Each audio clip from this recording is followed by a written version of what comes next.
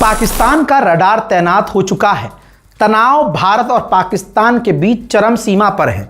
यह बात अलग है कि ईरान मिडिल ईस्ट के हालात को देखते हुए भारत और पाकिस्तान की खबरें हाईलाइट नहीं हुई, लेकिन इस दौरान पाकिस्तान पूरी तैयारी में है। इससे पहले कि आप कुछ और कह दें, यह रहा सोर्स, यह भी भारत के हिंदूवादी मीडिया का है। पहला, जहां पर आप सिर्फ 2.5 लाइन में समझ सकते हैं, भारत से तनाव, पाकिस्तान ने तैनात किए चीनी सैटेलाइट लिंक से जुड़े 2 विदेशी रडार, बदला शक्ति समीकरण। ठीक, अब इसको भाड़ में डालिए। यह दूसरी रिपोर्ट देखिए। पाकिस्तान ने चीनी सैटेलाइट लिंक से जुड़े 2 अपने विदेशी फॉरेन रडार सिस्टम को एक्टिव किया है दोस्तों, और जान लीजिए ये खतरनाक क्यों है। इनमें जो रडार है AM350S जो लॉन्ग रेंज का रडार है, और मचान नाम का एक हवाई रडार सिस्टम है। ये दोनों रडार तैनात कर चुका है और इससे पाकिस्तान की एयर डिफेंस ताकत और मजबूत हो चुकी है। ठीक, पाकिस्तान को इन दोनों रडार से फायदा क्या है ये जान लीजिए।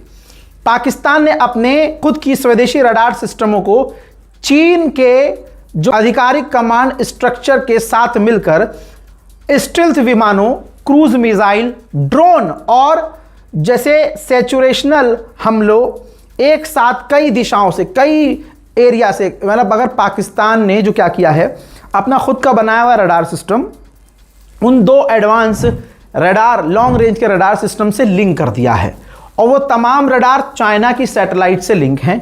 और ईरान की जंग में हमने देखा कि ईरान ने चीनी सैटेलाइट का इस्तेमाल करके क्या खेल खेला, पाकिस्तान ने भी वही किया है, और इससे पाकिस्तान की जो हवाई ताकत है बढ़ चुकी है।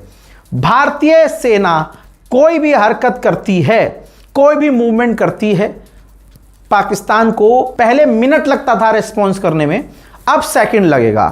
ये तमाम अपडेट छप गए हैं, छुपे नहीं हैं, छप गए हैं।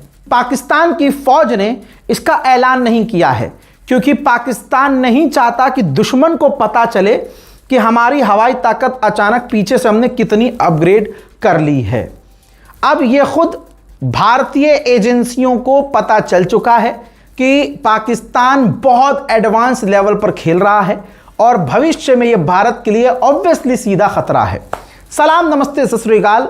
मैं हूं रजा और आप देख रहे हैं रजाग्राफी की अंतरराष्ट्रीय प्राइम टाइम रिपोर्ट।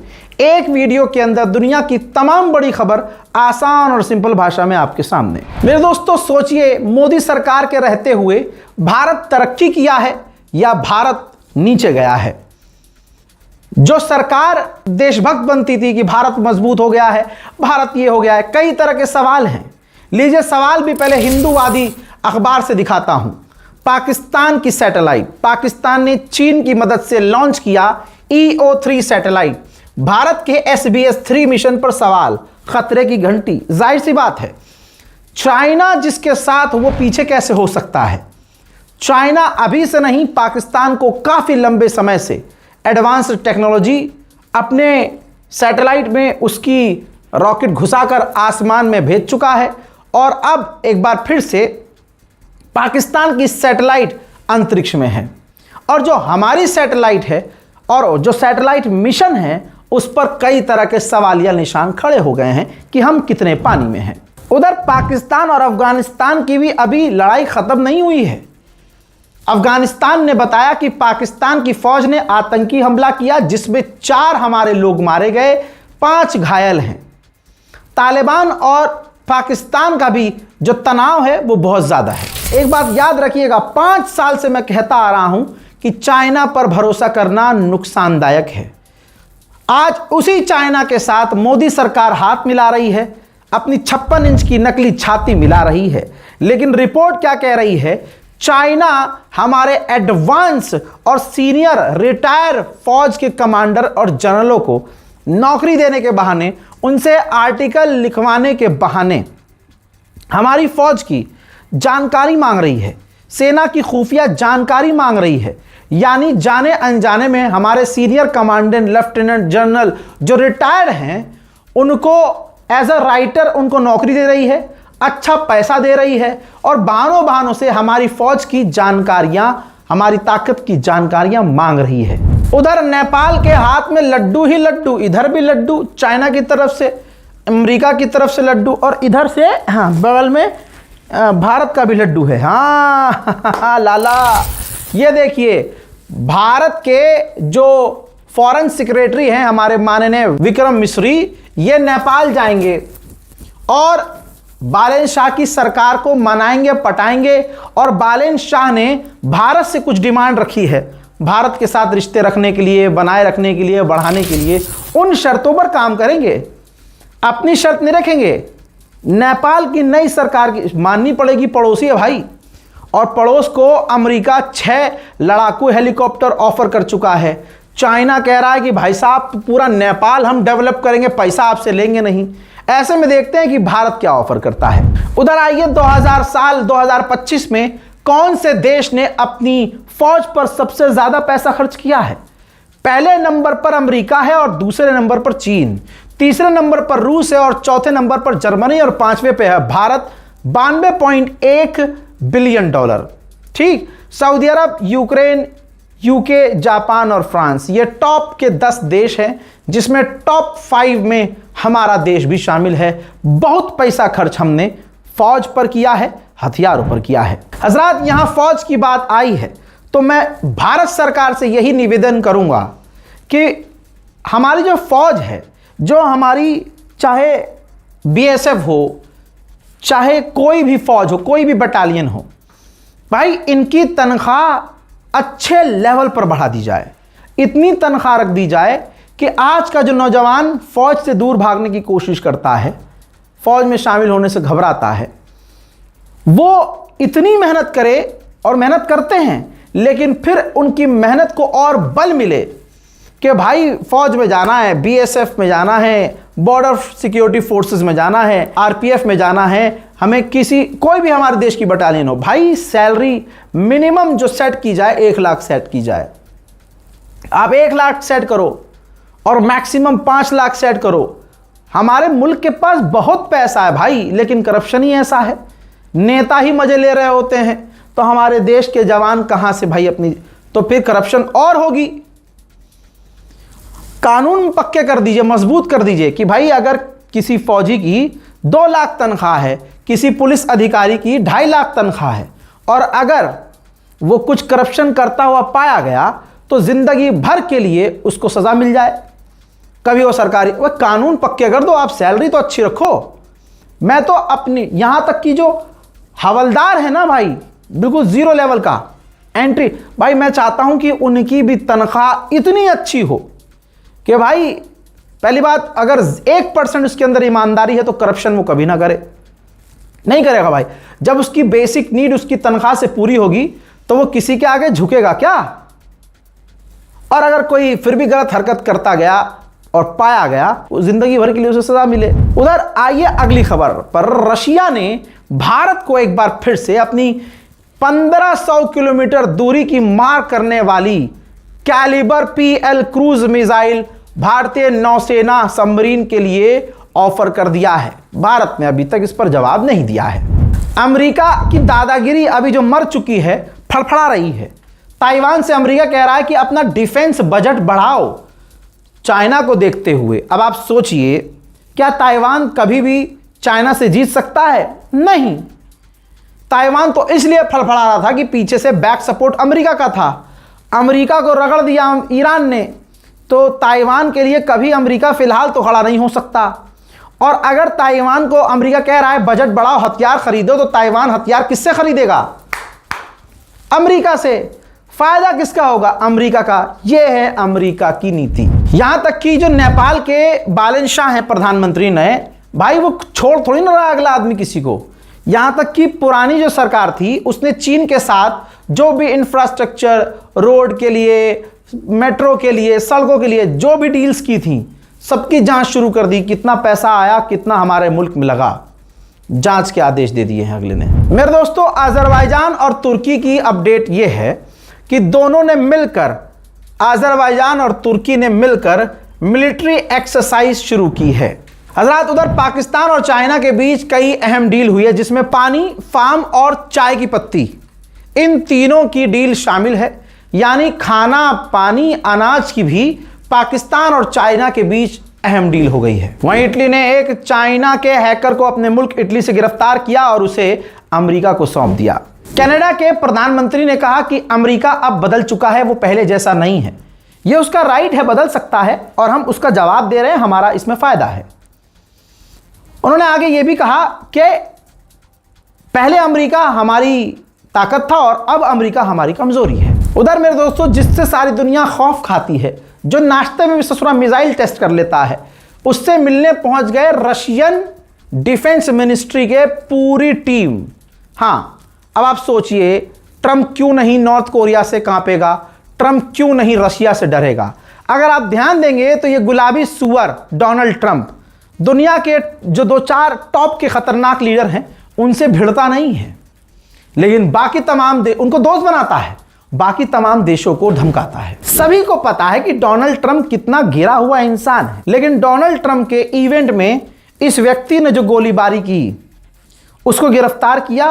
कैलिफोर्निया के इसके घर से जाकर कुछ डॉक्यूमेंट, कुछ दस्तावेज इसके बरामद हुए, जिसे कहा जा रहा है कि इसने खुद मैनिफेस्टो लिखा था। ये रहा आपके सामने, पढ़ लीजिएगा आराम से, पॉइंटर्स बता रहा हूं। इसने लिखा था कि डोनाल्ड ट्रंप एक बच्चियों का बलात्कारी है, लड़कियों की जिंदगी खराब करने वाला है, वो पापी है, उसने क्राइम किए हैं, वो वॉर क्रिमिनल है और मैं उसके लिए, मतलब बहुत सारी बातें लिखी और कहा कि मैं उसके लिए कभी काम नहीं करूंगा। ये मुसलमान नहीं था, लेकिन कोई यहां पर मुस्लिम एंगल नहीं दिया गया। अगर ये मुसलमान होता तो इस्लाम पर बात आती। किसी ने ये नहीं कहा ये ईसाई आतंकी है। दोस्तों, ये ईसाई था, लेकिन बात को सोचिए, अमेरिका के राष्ट्रपति के ऊपर हमला करने वाला 2 दिन के अंदर उसकी खबरें दब जाती हैं। क्यों? क्योंकि भाई वो मुसलमान नहीं था। अब उसके बयान को, ये रहा वीडियो, उसके उस मैनिफेस्टो को, उसके पूरे बयान को एक इंटरव्यू के दौरान पत्रकार ने डोनाल्ड ट्रंप के सामने पढ़ दिया कि आप ये हैं, आपने बच्चियों के साथ ये किया है, आप फलाना है, धमाका है, मतलब बहुत ऐसे वर्ड मैं बोल नहीं सकता, यूट्यूब हमारी वीडियो को रिस्ट्रिक्ट कर देगा। मैं वो नहीं पढ़ूंगा। तो बहुत सारी बातें, भाई डोनाल्ड ट्रंप भड़क गया पत्रकार पर कि मैंने किसी के साथ गलत नहीं किया, किसी बच्ची के साथ गलत नहीं किया, तुम्हें शर्म आनी चाहिए कि तुम उसका बयान मेरे सामने पढ़ रहे हो। मुझे क्लीन चिट मिल चुकी है, मैं ऐसा इंसान नहीं हूं, और ये तुम उसका बयान मेरे सामने ऑन कैमरा पढ़ रहे हो, शर्म करो। मोहतरम हजरात, यही भारत में होता है। जब अगर मुसलमान कोई अपराधी निकलता है, मैं ये नहीं कहता कि मुसलमान अपराधी नहीं होते, एक से एक खतरनाक अपराधी है मुसलमानों में, आतंकवादी भी हैं मुसलमानों में, लेकिन अगर मुसलमान होता है तो डंका जोर से बजता है। लेकिन गंदा काम करने वाला हिंदू निकलता है तो सबके मुंह पर ताला लगता है। अदानी का चैनल बता रहा है कि 67 साल का एक व्यक्ति महिलाओं के हॉस्टल में घुसा उड़ीसा में और एक MBA स्टूडेंट की इज्जत को लूट लिया। हालांकि गिरफ्तार किया गया, लेकिन आप कहीं भी टाइटल में, न्यूज़ में उस 67 साल के व्यक्ति का नाम नहीं पढ़ेंगे। क्यों? क्योंकि ये हिंदुत्ववादी है। क्यों? क्योंकि यहाँ हिंदुत्व एक्सपोज हो जाएगा मोदी जी का। तो खबर ये है, असलियत ये है, उस इज्जत लूटने वाले का नाम है दीपक प्रधान, जो हॉस्टल में घुसा था और उसने एक MBA की छात्रा की इज्जत को तार तार किया। लेकिन देखिए, तमाम हिंदूवादी, चाहे लड़कियां हों चाहे लड़के हों, जितने भी राइट विंग वाले हैं, सबके मुंह पर ताला है, क्योंकि सबकी सोच यही है, सब अंदर से यही हैं। आपने देखा होगा, प्रभु श्री राम की DP पर तस्वीर है और वो अकाउंट महिलाओं, हिंदू लड़कियों को ही, जो बस सरकार के खिलाफ बोल दे, उनको ही उनकी इज्जत लूटने वाले और गंदे गंदे मैसेज करने वाले लोग, वही श्री राम के भक्त मिलेंगे। असल में वो श्री राम के भक्त नहीं हैं, असल में वो किसी भगवान के भक्त नहीं हैं, वो भक्त सिर्फ मोदी के हैं। चुनाव का माहौल हिंदुस्तान में है ना, ममता चल रहा है, बीजेपी चल रहा है। जो पार्टी यहां पर दूसरे इलाकों में और खासकर उत्तर प्रदेश में आपने देखा, बहानों से मीट की दुकान, चाहे वो मुर्गे की दुकान हो, बकरे के गोश्त की दुकान हो या मछली की दुकान, मछली का कोई स्टॉल लगा रहा है, तो बीजेपी के नेता जा कर उसको बंद करवाते थे, धमकी देते थे।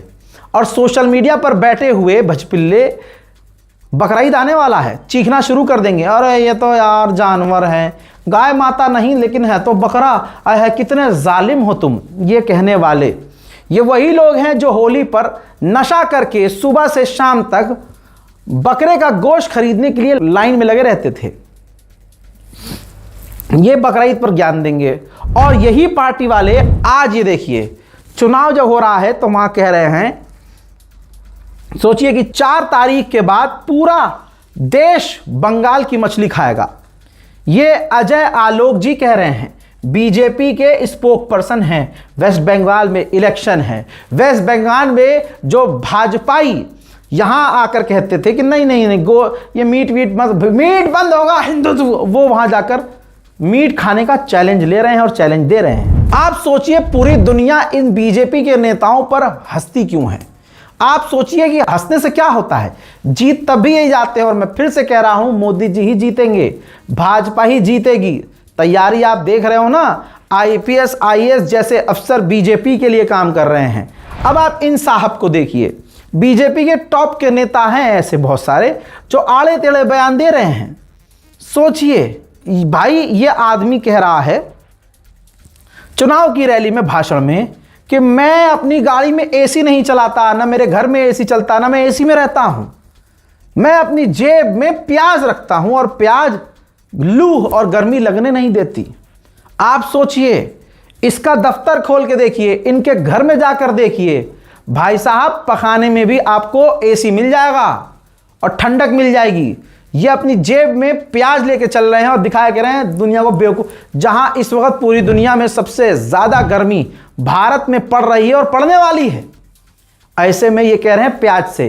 तो इसका सीधा मतलब क्या है वो बाद में बताऊंगा, पहले सुनिए। इसका सीधा मतलब अब यह है कि बीजेपी आप लोगों से कह रही है कि भैया अगर बिजली जा रही है तो जाए, बेड़ा गर्क हो तो हो, पसीने आ रहे हैं तो आन दो, कुछ इंतजाम नहीं करेंगे, बस प्याज ले लो जेब में।